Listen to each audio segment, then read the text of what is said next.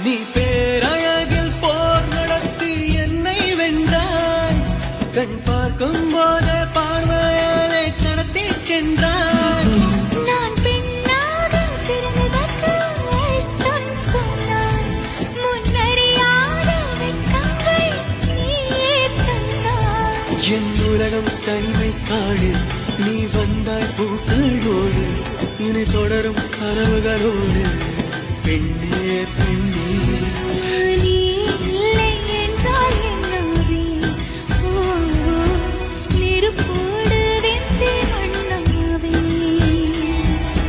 உன் பேரை சொல்லும் போதே உள் நெஞ்சில் கொண்டாட்டம். உன்னோடு வாழத்தான்